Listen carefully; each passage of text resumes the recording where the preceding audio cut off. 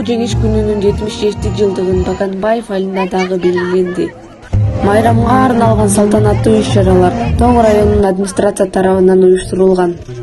Мында атайын ооруктун ардагерлерине даярдалган куттуктоолор айтылып, ага отурлай өчпөс полк болуп өттү. Баканбаев айылында биринчи жолу жеңиш күнү ардагерлерсиз өттү. Арата салтанаттуу иш-чараны ачык деп жарыялаймын.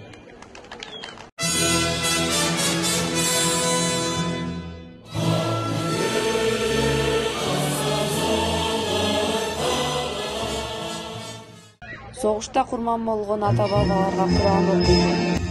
أيكم أحسن عملا وهو العزيز الغفور الذي خلق سبع سماوات السماء الدنيا بمصابيح وجعلناها رجوما للشياطين وأعتدنا لهم عذاب السعير. Тынчтыктын шартында жашоого жеткирген аталарыбыздын эрдигин таңазалайбыз. Мекен үчүн өз өмүрүн арнап, согушта курман болгондордун элесине таазим этип, алардын ар биринин ысымдарын эскеребиз.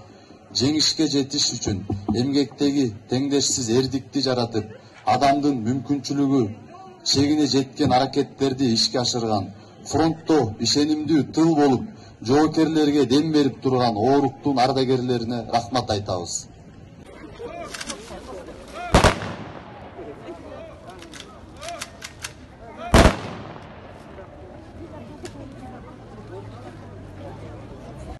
Жалпыңыздарды 9 май улуу жеңиштин 77-жылдыгы менен Тоң райондук мамлекеттик администрациясынын жана жеке өзүмдүн атыман чын дилимден куттуктаймын. Жыл сайын жеңиш күнүндө согушка катышкан ардагерлер аталарыбыздын эрдигине, оорукта эмгек өтөгөн ата энелерибизге таазим кылып, алардын майрамдык салтанатка чакырып, сый көрсөтүп келген болсок, быйыл биринчи жолу баатыр аталарыбыздын катышуусуз майрамдап жаткандыгыбыз өкүнүү менен белгилегим келет. Улуу жеңиш күнүңүздөр менен дагы бир жолу куттуктап, эли журтубузда тынчтык, аманчылык, бейпил жашоо каалаймын.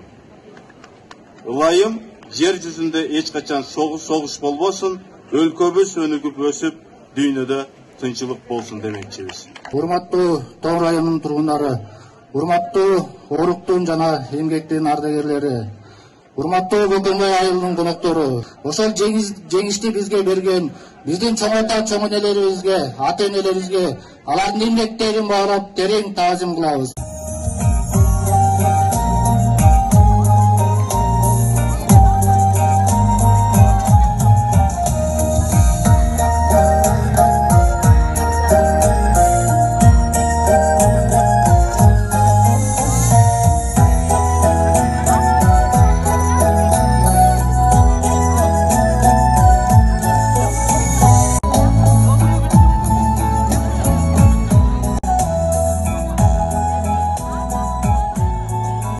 Кендибек Нурайым Бална Исыкуля телерадио компаниясы үчүн Баканбаев айылынан.